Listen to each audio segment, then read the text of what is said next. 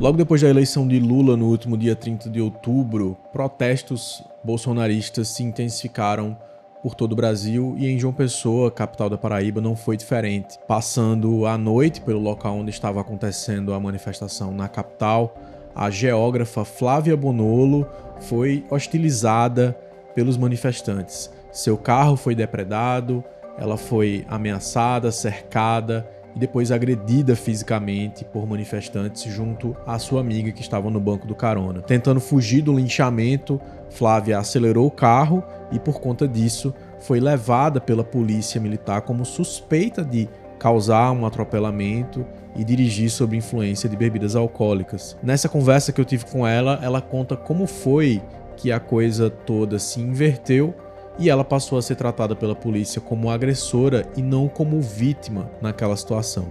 Confira então a entrevista que eu fiz com Flávia Bonolo.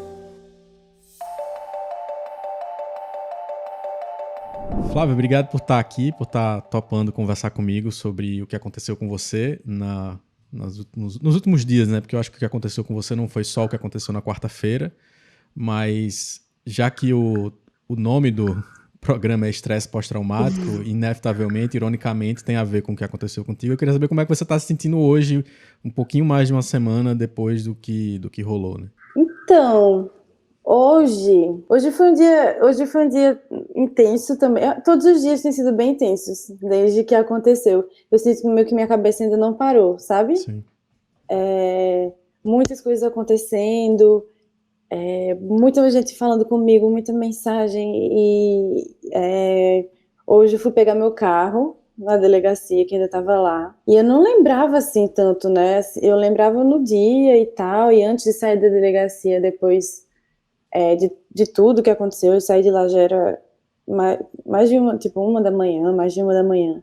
Aí eu lembro que eu fui no carro para pegar algumas coisas, né, tirar uns documentos do carro e tal, e aí eu vi como é que tava o carro, vi o para-brisa quebrado, vi a maçaneta, né, que eles tinham, que tentaram, quase arrancaram, Sim. soltaram assim a maçaneta, e aí hoje eu fui lá pegar o carro, e, enfim, muitas coisas acontecendo. Mas eu tô assim, tô melhor, tô mais tranquila, porque tem muita gente me ajudando, né? Muita gente se disponibilizando para me ajudar, das pessoas que podem me ajudar com as coisas jurídicas e tal, e enfim, isso tem sido bem legal. Mas é meio assim, agora eu tô começando a sentir estresse pós-traumático, porque nos primeiros dias, no dia que aconteceu, eu não senti nada, só sentia raiva, revolta, Sim. indignação. Eu cheguei em casa num dia muito agitado, assim, eu não conseguia parar quieta. Tava ainda com muita adrenalina, então eu não sentia nada. No dia seguinte, na noite seguinte, eu não consegui dormir já com dor no corpo, né, dos machucados aqui, desse lado, né, que era o Caramba. lado da janela, com os hematomas aqui, isso aqui começou a doer, mas é tudo desse lado. E aí na noite seguinte também Tamires percebeu que ela estava com os hematomas do outro lado, do lado da janela dela. Sim. Então essa semana, antes de ontem, que ela foi fazer o exame de corpo de delito e tal, para ver esses hematomas que não foram pedidos no dia. Eu só fui fazer o corpo de delito muito tarde, então também foi tudo muita coisa assim, né? Aí, agora que eu tô melhor, assim, já não tô mais com dor. Eu tive no primeiro dia também, logo que eu acordei, né? No dia seguinte ao incidente, eu acordei como se tivesse com torcicolo. Eu Sim. lembro que eu falei pro meu namorado, assim, falei, caramba, eu tô com uma dor desse lado. E aí, depois que eu vi o vídeo daquela, né, que eu bato a cabeça no volante, que eu faço meio assim, porque senão ia bater meu nariz no volante, né, bater minha cara. Sim. E eu faço meio assim, e é exatamente esse movimento que é o que eu sinto aqui, esse negócio. Sim. O Então, puxão de agora eu reação, tô né? começando, então agora eu tô começando a sentir o estresse pós-traumático e também o estresse mais de tipo assim, eita, e agora? Onde é que isso vai dar? Será, será que eu saio sozinha de casa? Não saio sozinha de casa? As pessoas falam, não saio sozinha de casa. Eu fico, Uhum. sabe? Agora que eu tô começando a Sim. ficar mais, sentir um pouco, né? Porque na hora foi muito instintivo, assim, a minha reação. Foi de ficar revoltada e, e reagir, assim, né? Naquele momento. E agora eu tô começando a processar mais, eu acho, tudo. Uhum. Eu imagino que muita gente, enfim, quem deve estar assistindo, parando para assistir aqui agora, a maioria das pessoas acompanhou o mínimo da linha do tempo, dos fatos, e como eu te falei, o meu grande objetivo aqui é deixar mais clara essa linha do tempo para as pessoas, por duas razões. Primeiro, porque eu acho que é importante para a urgência, para o momento, para a coisa toda ficar mais claro, pelo menos na sua perspectiva. E segundo, pelo registro histórico que a gente tem que fazer desses momentos diante do contexto que a gente está vivendo, porque a gente não está vivendo um contexto normal, né? Você não sofreu uma violência num contexto avulso da violência urbana, da cidade, de um assalto ou coisa assim. Foi uma violência política, é uma coisa muito específica e esse tipo de coisa merece não só a nota jurídica, não só a nota, o registro policial, o registro da polícia civil, do jurídico e tudo mais, merece o registro histórico, né? E aí eu acho que é super importante, que é uma curiosidade que eu tenho. De todos os materiais que eu vi, eu não vi com clareza como começou os primeiros instantes, ou seja, você está lá dirigindo o carro e chegou no momento, na altura do grupamento de engenharia, que é onde eles estão reunidos aqui em João Pessoa, na Paraíba. O que é que aconteceu? Foi. Qual foi o contexto que deu o estopim para tudo começar?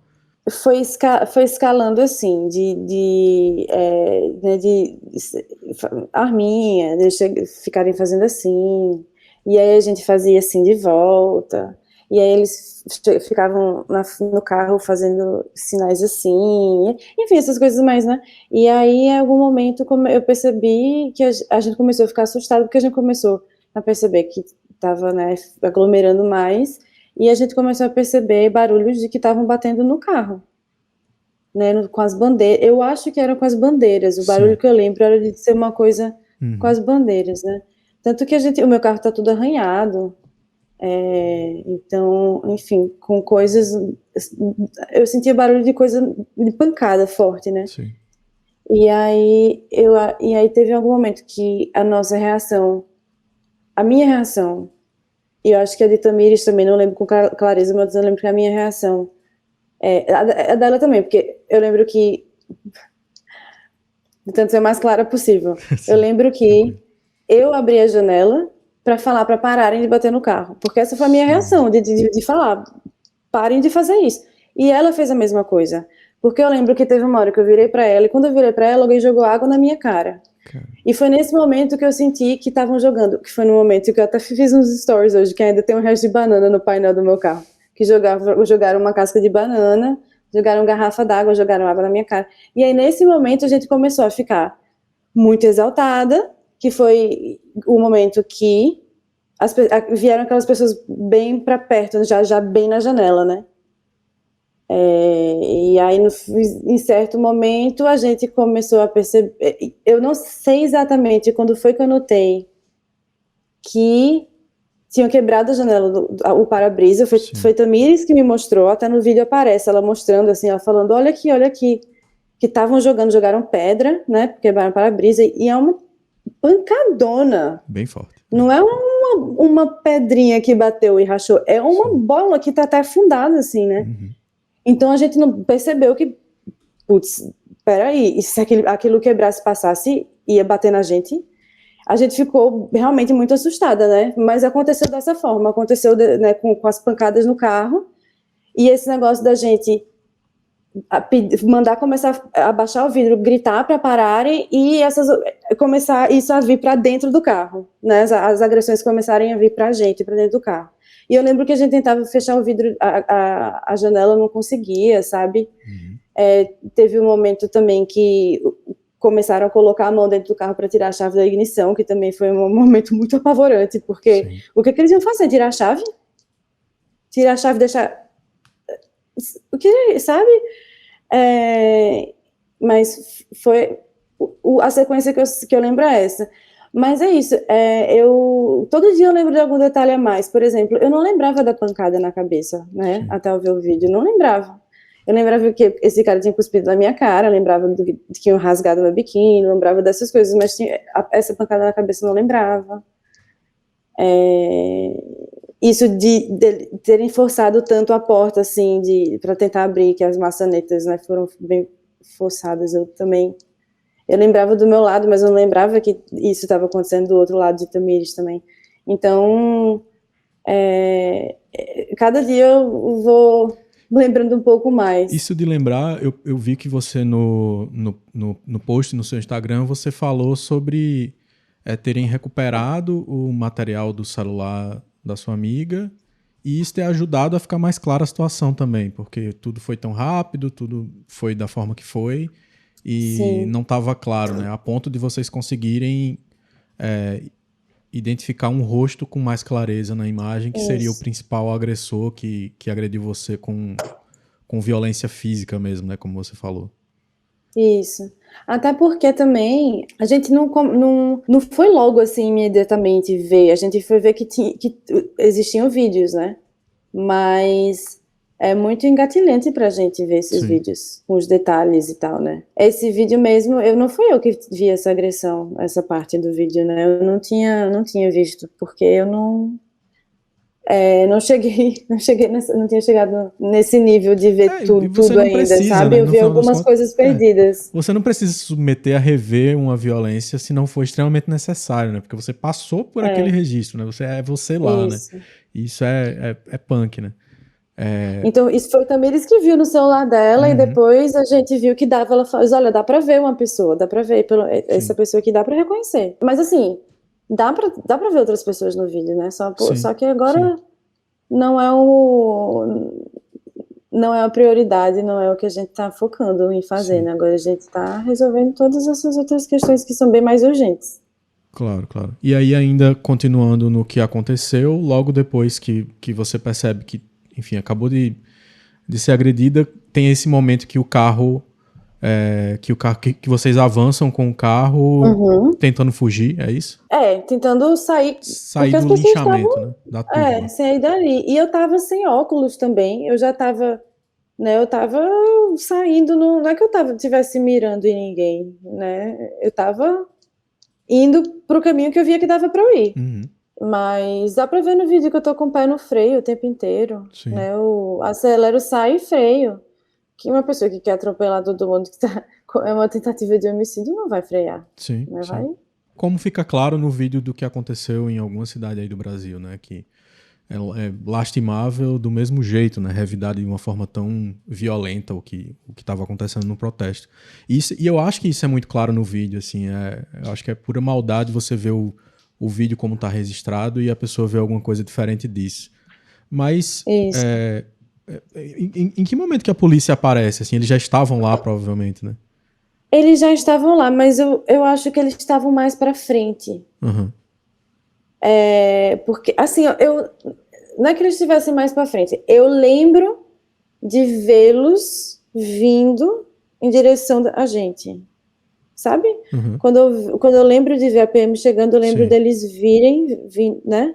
Mas, assim, é isso. Tinha tanta gente em volta que eu lembro de começar a ver os policiais cercando o carro. Sim. Eles vieram caminhando, cercando o carro. E tinha alguns próprios manifestantes que falavam para as pessoas afastarem, né? Não eram todos que estavam. Dá pra ver no vídeo isso também, que tem gente que começa a tentar apaziguar e tentar evitar que estejam agredindo você, só que fica claro, como você mesma postou no teu conteúdo lá no Instagram, nos stories, que as pancadas contra o carro também foram muitas, o carro tá amassado de todos os lados, tá danificado na maçaneta, enfim... Arrancaram o para-brisa, eu vi o hoje. limpador de vidro, né? O limpador do vidro do para-brisa traseiro, né? Eu vi isso aí no teu post também. E aí... Quem faz isso? Pois é, mas assim, eu acho que eles estão ali nessa força de ódio que eles estão, enfim, destilando e vão fazendo tudo que dá vontade sem pensar, né? É absurdo isso. Mas toda a história pra mim começou quando eu vi alguns amigos em comum compartilhando o vídeo de você dentro do carro da polícia, dizendo que estava indo para a delegacia, né? E naquele vídeo não deu para entender que você estava sendo levada como uma suspeita, como alguém que estava sendo autuada. No vídeo, a impressão que a gente tem quando começa a ver é que eles estão levando você, protegendo você, e não era isso que estava acontecendo, né? Mas era o que eu achava que estava acontecendo também, porque Sim. eles não me informaram em motivo nenhum que eu estava sendo levada como detida. Uhum. Em momento nenhum. Eu comecei a entender que eu estava sendo, que eles queriam me autuar, né? Que eu estava sendo detida quando chegou um agente lá para fazer o teste do bafômetro, e ele chegou falando: bom, eu tô aqui porque a senhorita se envolveu no acidente de trânsito com vítimas e a gente vai fazer o teste do bafômetro. E eu fiz: sim, eu sou a vítima. Aí ele fez: não, assim, nós temos vítimas de atropelamento. Eu fiz: hã? Aí eu fiz: não, eu sou a vítima.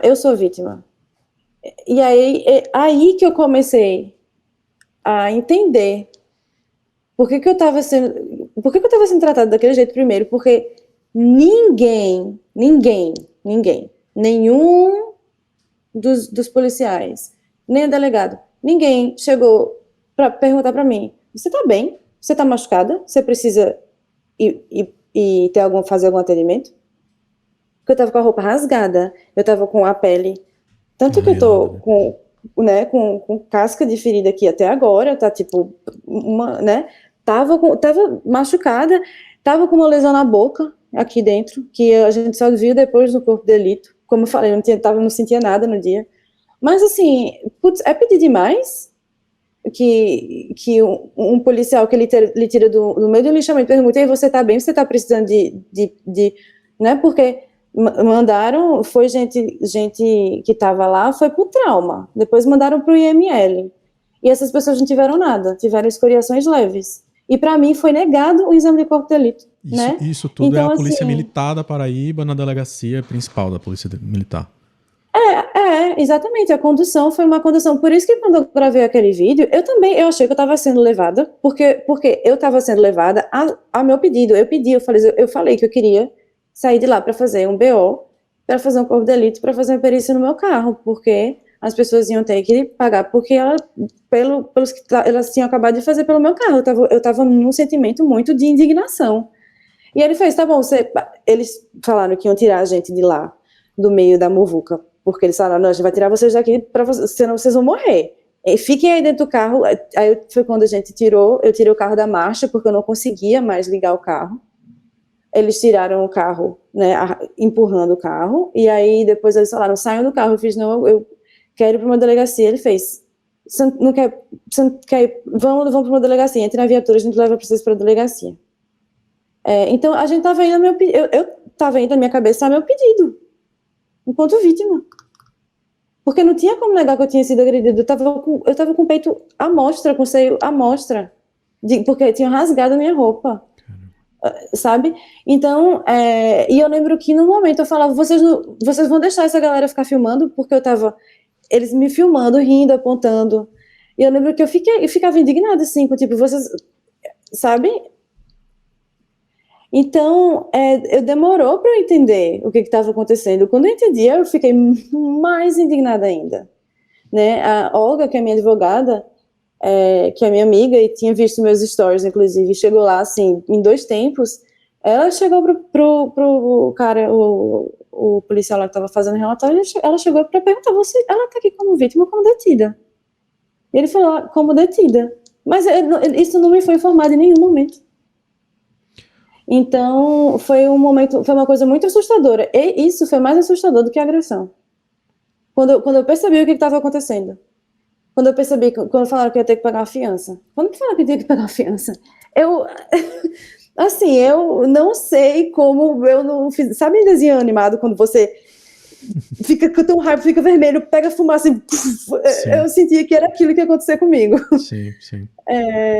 Então acho que isso foi assim, o estresse pós-traumático também está sendo muito disso, porque é um sentimento muito forte, né? E isso começa a dar os indícios do que é o todo dessa história, né? Assim, de que hoje eu estava pensando sobre tudo isso que aconteceu com vocês, assim, e lembrando, assim, quando as pessoas ficavam avisando que Bolsonaro podia até perder, mas o bolsonarismo não ia acabar tão rápido no Brasil.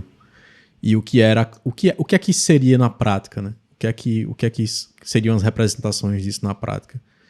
E a gente viu, por exemplo, o caso da deputada Carla Zambelli lá em São Paulo, que por ser agredida verbalmente, se sentir acuada numa determinada situação por causa dessas agressões que sofreu, ela vai fazer uma agressão quebrando leis, sacando arma, com segurança atirando para cima e criando uma situação de se impor a uma pessoa, mandando ele deitar no chão, apontando uma arma para ele como se fosse uma força policial e com um comportamento miliciano. E aí depois eu fiquei pensando nisso, assim, como que essa situação para uma cidade que almeja ser metropolitana, ainda não é uma super cidade metropolitana, não é uma cidade gigantesca, mas isso parece não ser medida para esse aspecto de seita, né? Seita política que o bolsonarismo está assumindo. E que esse pós-eleições está se assumindo, né? Só que o mais curioso de tudo, e eu concordo demais assim, com você dizendo que talvez seja mais doloroso a reação dos que deviam ter defendido você do que quem lhe agrediu, porque em tese, não deveria ser, né? Mas em tese a gente espera deles, dos manifestantes, a violência, porque a gente vinha vendo, né? Desde antes das eleições, desde a segunda-feira, depois do resultado, na terça já estavam acontecendo coisas e foram acontecendo mais e mais. E era, enfim, essa tragédia anunciada dessas manifestações. Mas aí, de repente, a polícia vira esse ser conveniente a isso tudo, me parece, assim, essa postura policial, a ponto de que nos relatos que os policiais deram à imprensa sobre o que aconteceu com vocês, eles sempre parecem estar já apresentando essa versão de que vocês foram autuadas por terem agredido os manifestantes e apresentado, especificamente você, porque estava dirigindo, apresentado características de embriaguez ou qualquer coisa do tipo.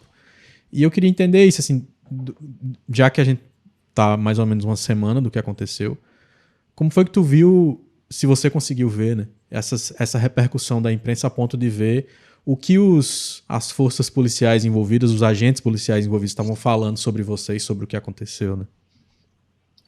Eu vi algumas coisas. No dia eu não vi tudo, porque tudo começou a sair muito rápido, né? Eu fiquei impressionada como hoje em dia a informação realmente é uma coisa assim. Não tem essa de acontecendo um feriado à noite, sim, né? Sim. A informação não deixou de correr. Então teve muita coisa que eu não vi. Mas teve muita coisa que eu vi e que depois eu fiz, não quero ver mais. Porque, por exemplo, isso, né, que foi o agente lá que foi para fazer o bafômetro, que depois me negou, né, que eu fizesse o bafômetro, que ele falou que eu tava, assim, eu vi uma reportagem que ele cita, dizendo assim, que eu tava com alguns sintomas muito fortes de embriaguez. Eu não vou falar aqui para não falar coisa errada, mas no relatório dizia que eu não tinha nenhum sinal de embriaguez, que eu estava com a fala alterada, né? Que foi daí que eu falei que isso era uma análise subjetiva, era uma observação muito subjetiva, Sim. Né? Porque uma pessoa tem mil motivos para estar com a fala alterada. Sim. E aí pediu bafômetro e não me deram mais, mas ele falou isso. Mas no relatório tinha lá, que não tinha o sinal de embriaguez. Eu fiz o teste, né, respondi todas as perguntas, pedi para caminhar, fiz tudo direitinho. E Tamires, que é minha amiga que estava do meu lado, ela tinha bebido, mas ela estava no banco do passageiro. Então eles começaram a imputar todas essas coisas a mim, tanto que muitas pessoas nas primeiras reportagens não falavam nem que tinha um acompanhante, todo mundo achava que eu estava sozinha. Sim, inclusive muitas pessoas, amigos meus, falavam: "Oxe, tu estava com alguém? Achei que tu estivesse sozinha." Sim. Porque eles começaram a imputar todas essas coisas, né, de que ela estava bêbada, que ela estava não sei o quê, que não sei o quê, não sei o quê. que ela estava com o olho vermelho. Tamira estava com os olhos vermelhos, mas porque ela estava chorando o tempo inteiro. Ela estava num estado de choque que eu não estava, por exemplo. Eu não chorei em nenhum momento. Mas ela estava de chorar, porque cada pessoa responde de uma maneira diferente, né? E aí falaram disso, que ela estava com o olho vermelho porque ela estava... Sabe? Umas coisas assim. Sim. E aí também começamos a ver essas coisas de que a gente tinha dado voltas no quarteirão. Que isso aí... Não sei se você ouviu nisso. Não, mas, não ouvi. Mas em que sentido? Acusando você de ter feito de propósito? Ficar rondando? De que nós estávamos dando volta no quarteirão, provocando. O que isso é tão mentira, assim, que eu tava indo buscar meu namorado. E sempre que eu vou buscar meu namorado, eu mando a localização em tempo real, porque ele mora em casa. Então, ele vai vendo pra ele ir saindo, passando cadeado, essas coisas de quem mora em casa que sabe que não vai ficar dando bobeira no meio da rua, né? De noite. Então, eu sempre faço isso. Tanto que ele veio falar comigo, ele fez, aconteceu alguma coisa, tu tá parada na Epitácio há, sei lá, 20 minutos. Sim. Aí eu falei pra ele, eu tô sendo levada pra delegacia, vai pra lá. Ele foi uma das poucas pessoas, eu consegui falar com ele, com meu pai e com Olga. E aí fazer o stories e o celular descarregou. Foi isso que eu consegui fazer. Mas foram feitas umas narrativas assim difamatórias que meus amigos eles falaram, velho, nem vê. O advogado falou, fez, olha, nem vê, porque o que importa é o que está no depoimento, é o que está nos relatórios e vão falar de tudo. Ele me informou, né? E é o trabalho do advogado cuidar disso para você, no final das contas, da equipe de advocacia, fazendo o que a polícia poderia ter feito desde o começo, que era não tratar de forma punitivista a situação, não olhar de forma tão enviesada a situação. E aí você falou um pouquinho agora sobre essa história das narrativas que foram sendo criadas, o teu perfil de redes sociais começou a ser atacado, você começou a receber ataques digitais e eu percebi muito por cima um movimento de pessoas indo pedir desculpas porque tinham entendido errado. Como é que foi isso, assim? Eu fiquei curioso sobre essa situação. Então, eu lembro dos primeiros vídeos, as pessoas começaram a falar, né? Sempre vai gente assim, né? Ela tentou atropelar, não sei, tentou atropelar não sei quem. Ela esse negócio, deu 2 voltas, estava dando voltas no quarteirão. E aí, eu comecei a responder esses comentários. Não é dizer que fazer isso sem prova, né? Começaram a gente falar, essa mulher tem BO contra ela por tentativa de homicídio. Nossa. Sabe, essas coisas. E aí eu comecei a falar assim, isso cabe processo que você está fazendo, você está me causando um dano. Sim. Né? Isso é grave que você está falando sobre mim publicamente. E aí eu falava, e aí as pessoas vinham, eu vou apagar o comentário. Mas é isso, eu acho uma coisa que foi muito impressionante para mim foi essa questão de como, novamente, no bolsonarismo, as estratégias que eles usam funcionam, são assim, em todos os níveis, todas as escalas, né? Tanto nisso de desacreditar um caso como o meu, quanto desacreditar... eles estão tão acreditando tanto nessa pós-verdade que eles estão, que é uma coisa assim, que eu me questiono muito, sabe, assim, de onde é que veio, para onde vai, o que explica. Eu acho que a ciência ainda vai passar um bom tempo para entender, porque não é um único fator, né? Não é um único fator, não é unicamente religião, não é unicamente um fator de poder aquisitivo, não é unicamente um fator de gênero racial, não é unicamente um fator de... sabe, não é geracional. Não é geracional. O tanto de jovem que tem, de adolescente que tem aí com tendências fascistas. Sim. Né? Então, foi uma coisa assim muito, muito ruim. E aí eu parei, né? Parei de ver. Meu advogado falou, olha, processos criminais são muito difíceis por causa disso, porque as pessoas falam de tudo, né? E aí é isso, eu fico tentando focar que eu tenho todas as provas, tudo está ao meu favor, né? E aqui, pelo menos, a gente recebeu a boa notícia de que o PSOL na Paraíba entrou com uma ação no Ministério Público para começar, né, se se buscar uma investigação sobre quem está financiando essas manifestações, por que elas estão existindo, por que elas estão continuando, e principalmente diante do fato mais óbvio de que boa parte do que é proposto nas manifestações por si só já é um crime, né? É um crime político contra a Constituição. E a gente recebeu pelo menos essa boa notícia no meio disso tudo, e eu sinto que claramente provocado ou instigado pelo que aconteceu com vocês, assim, de ter sido algo que fez com que se entendesse a urgência de entrar com essas ações, né? Eu acho que é isso. A gente que trabalhou em campanha, né? Eu que estava em comitê, que a gente estava fazendo campanha de rua todo dia, basicamente. Eu olho para esse povo e eu fico assim, eles não entenderam que era para eles ter feito isso antes da eleição? Sim. Entendeu? Assim, essa galera não era nem para estar aí. Eles eram para ter pensado nisso 2 meses atrás, né? Então, assim, por que o Ministério Público também não está agindo de ofício, gente? Isso é omissão, isso é conivência. Sim. Assim, até onde, sabe? Até onde. E assim, eu sei que tem alguns que já estão percebendo que não vai dar em nada, mas tem uns que estão. Essa galera que está acreditando muito, que estão com essas características realmente de seitas, assim, de estar numa pós-verdade. Eles acreditam que alguma coisa vai acontecer disso, que vai sair disso, e que eles não vão sair da rua. E eu acho que uma parte importante do que está acontecendo é a gente continuar insistindo nas coisas que a gente sabe que aos poucos vão funcionar. Que uma delas, por exemplo, que eu acho que foi uma das coisas que funcionou, inclusive na reta final da campanha, é deixar claro esse nível de violência armamentista, agressivo fisicamente e tudo mais, porque isso afasta até mesmo os bolsonaristas, digamos assim, que não acreditam nisso, que não são tão extremos quanto esses que estão na frente dos quartéis, né?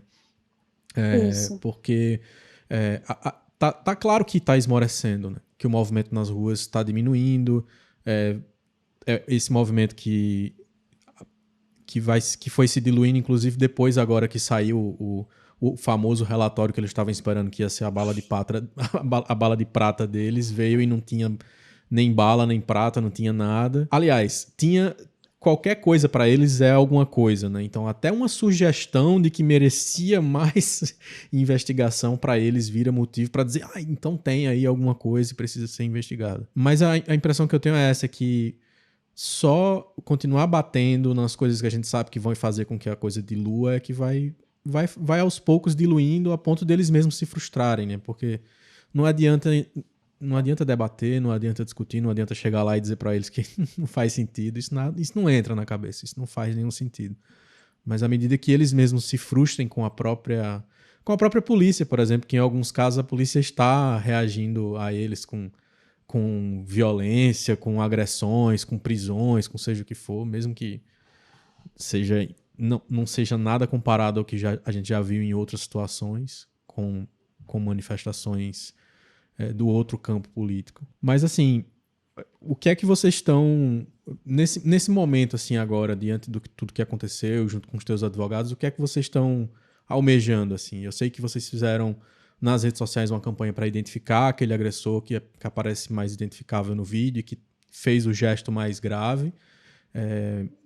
Mas aí o que é que vocês estão almejando e batalhando agora? Que com certeza não vai ser algo curto, infelizmente, porque não é nem de longe algo que se resolve rápido, mas o que é que vocês estão buscando agora? Então, agora a gente já recebeu algumas pessoas identificaram, né, esse homem. Então a gente recolheu todas as informações que foram enviadas de identificação dessa pessoa e enviamos tudo para a Polícia Civil, porque aqui, no fim das contas, eles que vão fazer a identificação, né, e vão, enfim, mover o inquérito contra essa pessoa. Meu advogado está trabalhando no meu inquérito de defesa, né, que a gente espera que seja anulado por essa série de irregularidades que foram cometidas em todo o procedimento, né, de apreensão, de que eu fui detida, e enfim. E agora a gente vai, espera, assim, os próximos passos é acionar o Ministério Público e a Corregedoria E com todos esses processos a gente pedia indenização, né, pelos danos causados ao carro. Uhum. E eu gostaria muito de uma indenização pelos meus óculos, porque era uma armação maravilhosa que eu usava há anos e eu tinha acabado de fazer aquela Nossa, lente melhor. caramba. Mas enfim, a gente vai. Hoje eu peguei o carro, né? Então, próximas semanas ele vai para o concerto e tempo que a gente vai dar uma encaminhada nisso.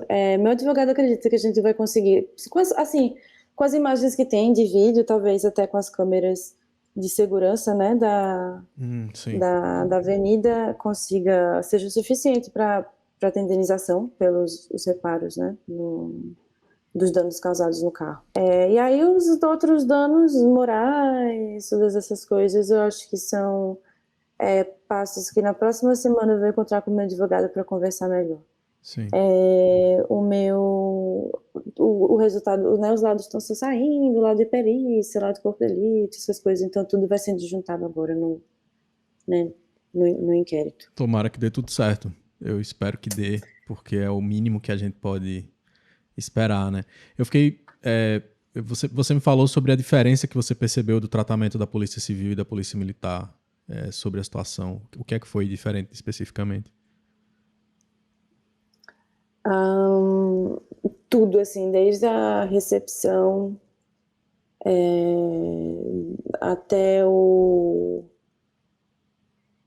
a disponibilidade, assim, né, De ouvir? para ouvir realmente, ouvir minha versão, querer entender bem, assim, lógico que essa minha oitiva com a Polícia Civil aconteceu depois desses fatos virem à tona, né? Sim. Todo o vídeo da agressão.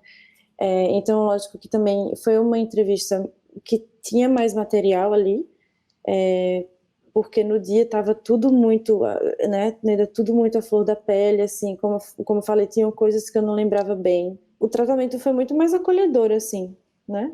Muito mais acolhedor, muito mais de querer entender realmente o que tinha acontecido e não de eu estar ali realmente como alguém que estava infringindo, agredindo, né? Sim. E eu imagino que influenciado até pela própria cobertura também, né? Porque no final das contas a imprensa deu voz a você, você relatou a situação nessa perspectiva desde o começo, desde que foi procurada, né? E isso Uhum, inevitavelmente traz pressão, né? sim. Para os envolvidos no caso não verem a coisa de forma tão enviesada. Mas isso é um fator determinante, né? De que a polícia militar e a polícia civil têm dinâmicas muito diferentes de abordagem e que é um problema a se resolver na sociedade que a gente tem, né? Todo o ambiente foi bem mais favorável, sabe? Nessa minha segunda oitiva com a Polícia Civil. Eu fui ouvida por uma delegada mulher, para uma escrivã mulher também. Então, isso já faz com que o ambiente seja mais acolhedor, né? Eu me senti mais... Eu tava nervosa, porque a pessoa sempre fica... E eu ficava nervosa porque eu tava querendo lembrar tudo, e ela falava, calma, a gente tem tempo, eu vou fazer umas perguntas para lhe ajudar, tipo, né, a lembrar e tal, não é porque eu tô lhe questionando. Sim. Então foi bem mais tranquilo e isso me tranquilizou, né, agora, para aguardar o desenrolar. Eu torço mesmo, torço desde o começo que as coisas se resolvam, como eu falei, minimamente, para que você tenha ao menos justiça sobre essa agressão mais evidente que aconteceu contra você, né? Que foi a agressão que quebrou teus óculos, que machucou você de forma mais direta e principalmente porque não só tá claro no vídeo, mas porque já foi possível identificar o rosto, encontrar a pessoa nas redes sociais e passar isso para a Polícia Civil. Acho que isso tende a avançar mais positivamente, assim, diante de tudo isso, né? Mas obrigado por tu ter topado vir aqui falar, conversar, deixar esse registro. E eu queria terminar deixando o espaço para você, sei lá, deixar a tua impressão final sobre o que está acontecendo nesse contexto todo e o que é que tu almeja para os próximos tempos que a gente está começando a viver, que ainda parece serem tão traumáticos aí. Obrigada pelo convite, foi super legal. Conversar sobre, eu acho que toda vez que eu converso sobre isso, eu processo alguma coisa a mais, né?